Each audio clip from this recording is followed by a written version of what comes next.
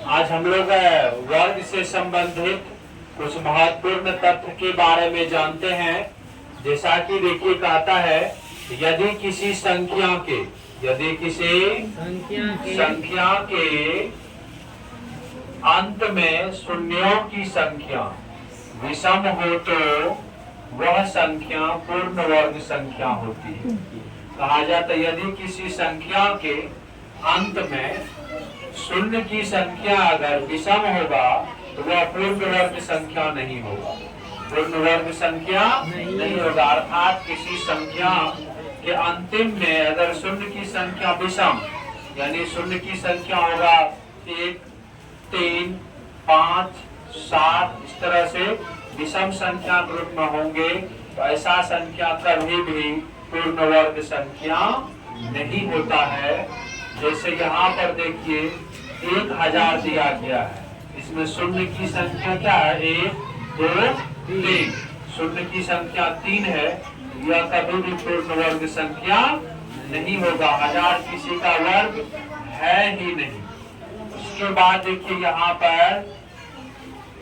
पे देखिए 41 पर 3 को 0, 41,000 दिया गया है, इसमें शून्य की संख्या 3 है, 1, 2, 3। ये भी कभी पूर्ण वर्ग संख्या नहीं होता है।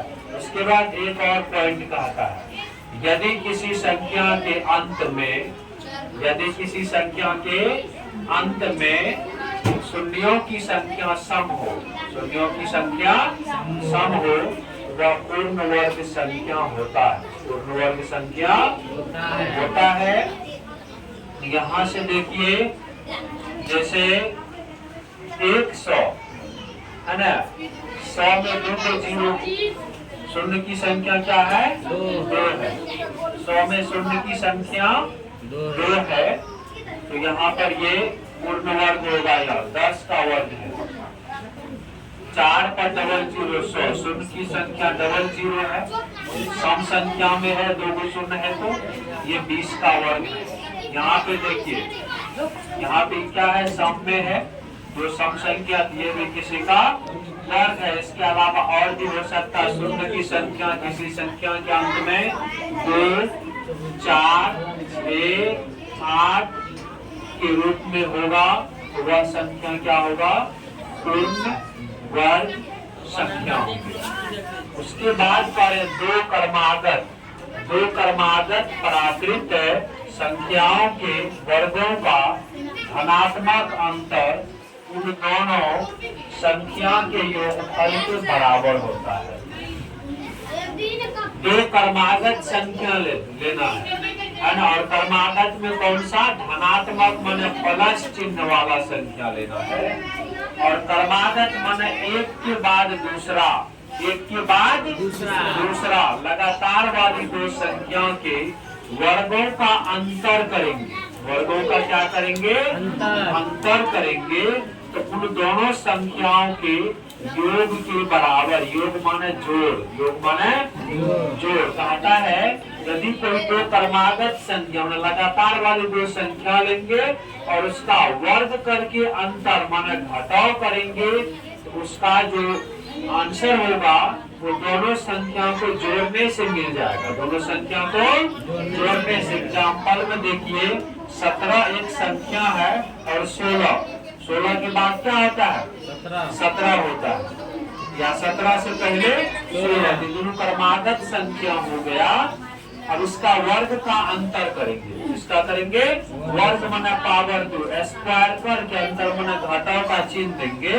अब इसको अगर हल करना होगा तो आप पहले क्या कीजिएगा?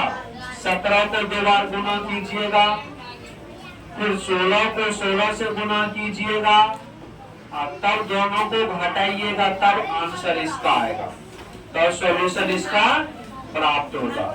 लेकिन यह ट्रिकली होता है। यह क्या होता है? ट्रिक, इसका ट्रिक्स है। क्या है? ऐसी अगर संख्या क्रमागत वाला रहेगा, वर्ग का अंतर वाला, तो हमको वर्ग भी नहीं करना है और घटाना भी नहीं है, कि दोनों जो मूल संख्या है दोनों को जोड़ देंगे। एक 17 है और एक 16, दोनों को जोड़ देंगे तो क्या हुआ?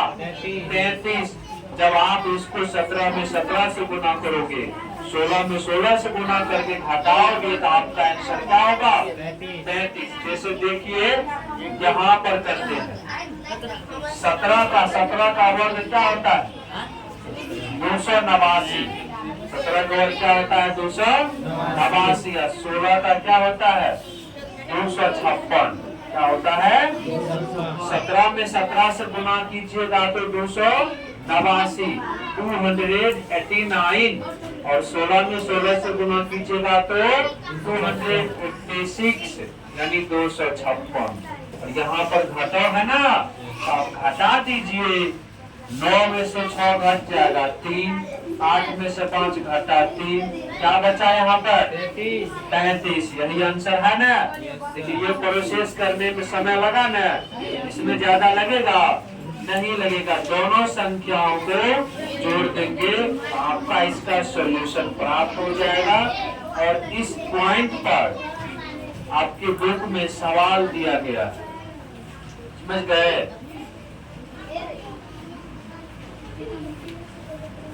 अब उसके बाद फिर कहा था किसी प्राकृत संख्या, उसमें प्राकृत में एक को छोड़ देंगे, एक को छोड़ देंगे।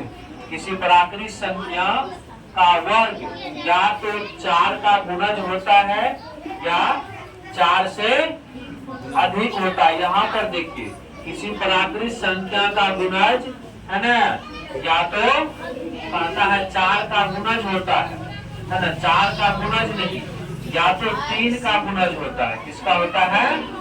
3 का गुणज होता है या 3 से अधिक होता है। किसी प्राकृत संख्या उसमें एक को छोड़ देंगे तो उसका वर्ग या तो 3 का गुणज होता है या 3 से ज्यादा, उसके गुणज से ज्यादा होता है। जैसे एग्जाम्पल में प्राकृत संख्या एक को छोड़ देना, 2 का वर्ग करेंगे तो 2 का वर्ग क्या हुआ? 4 हुआ। 4 को क्या लिख सकते हैं? 3 गुना 1 का प्लस 1, 3 आए 4, तो 3 से ज्यादा हुआ। अगला प्राकृत संख्या 3 का वर्ग, 3 तिया 9, 3 तिया 9, 3 का गुणज हो गया। अगला 4, 4 चौका 16, तो 3 का मतलब देखिए 15 है ना, 5 बार में 15 है, तो मैं 1 जोड़ेंगे तो क्या होगा? 16। तो किसी प्राकृत संख्या का वर्ग एक को छोड़ देंगे, प्राकृत संख्या को छोड़ करके किसी प्राकृत संख्या का वर्ग करेंगे। वह वर्ग या तो 3 का गुणज होगा या 3 के गुणज से 1 ज्यादा होगा। यह भी एक ट्रिक है। यह भी क्या है? एक ट्रिक है। इसके बाद और भी ट्रिक हम लोग देखेंगे।